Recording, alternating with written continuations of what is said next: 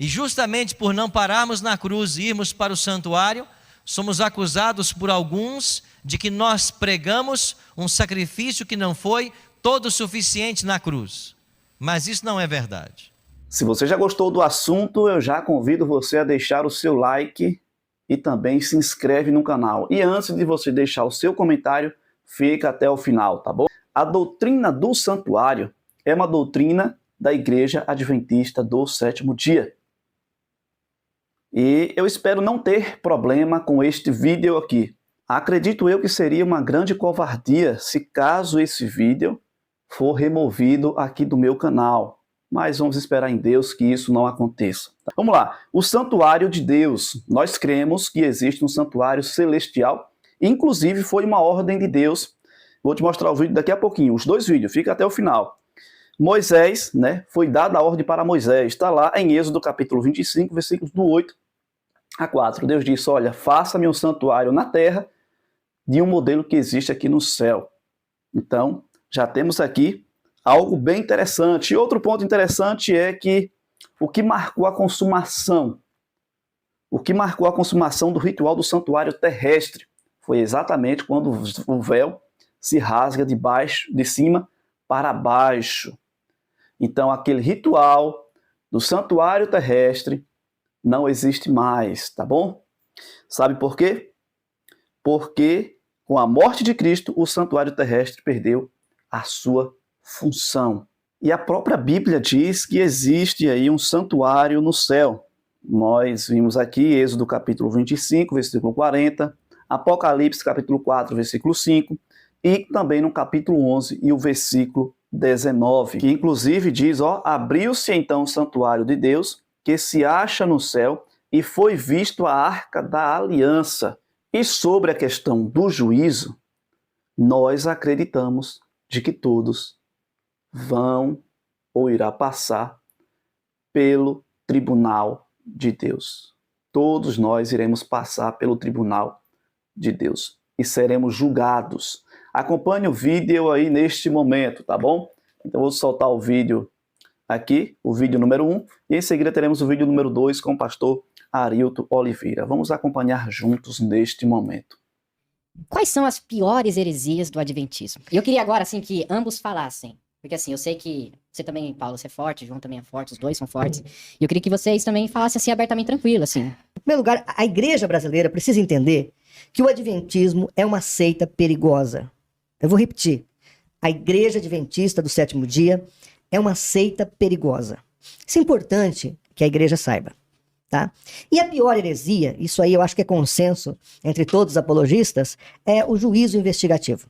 Esse juízo investigativo, ele vai nascer do abismo do dia que nada que aconteceu. Aquele dia que não ocorreu coisa nenhuma. Foi o dia que eles marcaram para a volta de Jesus. Então, eles marcaram para março de 43, depois outubro de 1844. Tiveram outras datas, mas vamos focar nessas duas, foram as datas principais. Esse é o desapontamento. É o grande desapontamento, porque nada aconteceu. Né?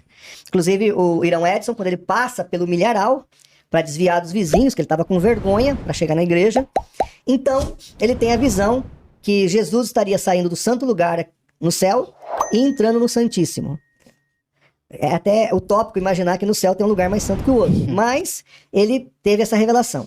E pela primeira vez, em 22 de outubro de 1844, eles colocam isso como Yom Kippur, o dia da purificação. Então Jesus teria entrado nesse lugar santíssimo para ler os nomes das pessoas, para fazer juízo a todos os crentes ou a todas as pessoas que já morreram. Lê-se nomes. Lembre-se que para entender a questão do santuário, é necessário entender a profecia das 2.300 tardes e manhã. E aí vamos chegar a uma conclusão, tá bom? E Daniel disse que o santuário seria purificado. É óbvio que essa heresia, ela vai tirar da cruz o seu ponto máximo, porque a cruz está consumado, o tetelestai de Jesus, é o ponto máximo. É a hora da vitória. Quando Jesus diz, está consumado, a nossa redenção estava paga. O autor de Hebreus, no capítulo 7, deixa muito claro isso. A nossa redenção estava paga. Então, por que é a heresia mais contundente dentro do adventismo? As pessoas pensam até que é o sábado, mas não é. É o juízo investigativo. Porque tira a obra da cruz como o centro da fé cristã. tira a cruz de cena. E passa para esse lugar, para esse momento chamado juízo investigativo a partir de 1844. Ou seja, eles dizem que a obra da cruz é inacabada. O tema do santuário percorre toda a Bíblia. É por isso que a Igreja Adventista, ao estabelecer suas crenças fundamentais, votou como 24ª doutrina o ministério de Cristo no santuário. E na descrição dessa doutrina, nós declaramos de que há um santuário no céu, e nele Cristo ministra em nosso favor, tornando acessíveis aos crentes os benefícios de seu sacrifício expiatório, oferecido uma vez por todas na cruz. Ele, Cristo, foi empossado como nosso grande sumo sacerdote e começou seu ministério intercessório por ocasião de sua ascensão. Em 1844, no fim do período profético dos 2.300 dias, ele iniciou a segunda e última etapa de seu ministério expiatório. O juiz investigativo revela aos seres celestiais quem, dentre os mortos, será digno de ter parte na primeira ressurreição. Também torna manifesto quem, dentre os vivos, está preparado para a trasladação ao seu reino eterno. A terminação do ministério de Cristo assinalará o fim do tempo da graça para os seres humanos antes do segundo advento. Esta declaração formulada pela igreja, ela traz em sua essência a identidade adventista. De fato, a igreja ela surge em paralelo com uma obra de juízo no santuário. Cristo, ao ressuscitar, esteve com os discípulos ainda 40 dias.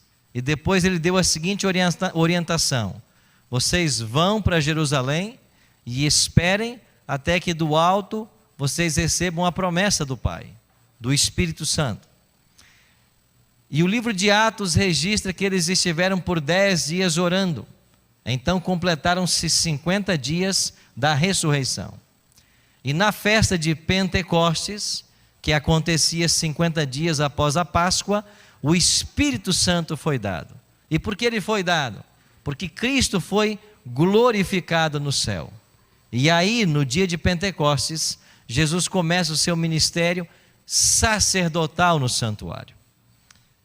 Com bases nos serviços típicos do santuário terrestre, Jesus deveria ser ao mesmo tempo oferta, sacerdote e sumo sacerdote. Na cruz ele foi a nossa oferta, e do ano 31 da sua ascensão até 1844 ele atuou como sacerdote. Agora, como chegamos ao ano 1844? É através de outra profecia, de Daniel 8,14 e Daniel 9, 24 a 27.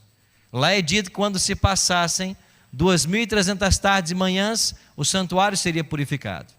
Essa profecia aponta para o dia 22 de outubro de 1844. Naquela terça-feira, Jesus deixa a função sacerdotal e passa a assumir a função sumo sacerdotal. Nesse mesmo dia, ocorre o grande desapontamento milerita, previsto em Apocalipse capítulo 10. E então nós temos o nascimento da igreja remanescente, a igreja adventista. A igreja adventista nasceu como um movimento profético. E diferente de todos os outros movimentos religiosos, nós não paramos na cruz, nós vamos para o santuário. E justamente por não pararmos na cruz e irmos para o santuário, somos acusados por alguns de que nós pregamos um sacrifício que não foi todo suficiente na cruz. Mas isso não é verdade. O que as pessoas devem compreender é que quando o pecador levava a sua oferta até o santuário, ele colocava a mão na cabeça do animal, confessava o seu pecado na presença do sacerdote, e então ele matava a vítima. Ele voltava para a sua tenda perdoado, mas a expiação não terminava aí. Agora era necessário que o sacerdote pegasse o sangue desse animal e entrasse no santuário, molhasse os chifres do altar de incenso.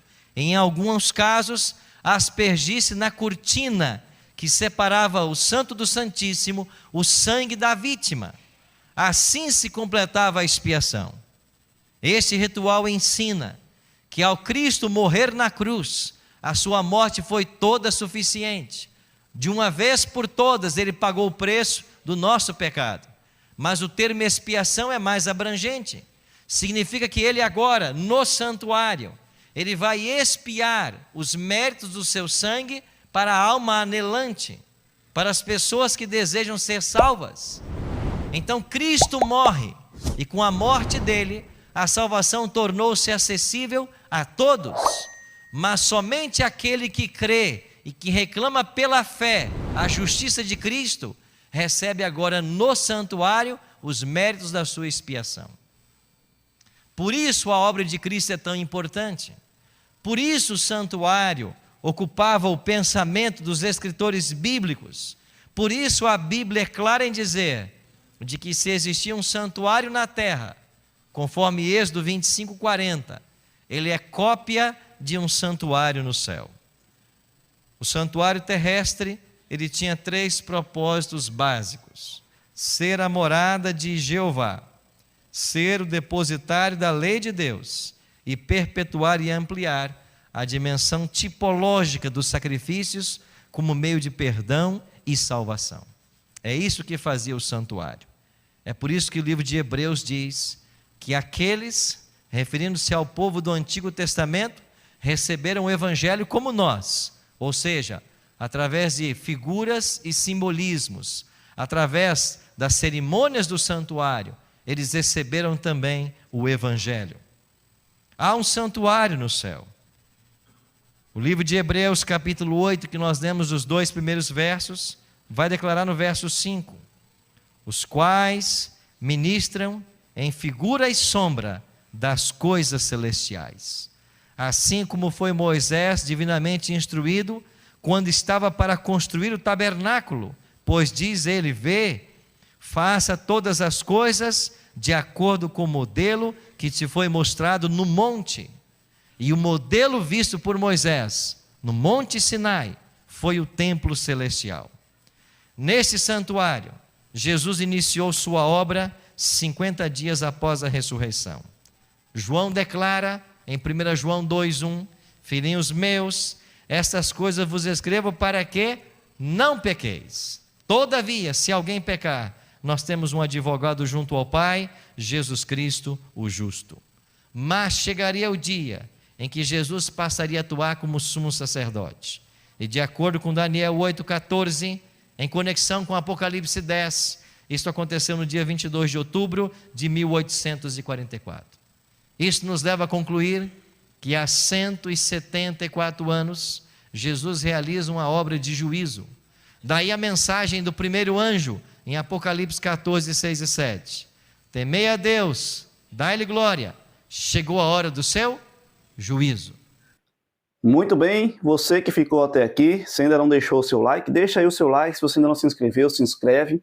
E você chegou aqui, conclusão, deixa aqui também no seu comentário aqui embaixo do vídeo, tá bom? Então que Deus te abençoe, um forte abraço para você em Cristo Jesus.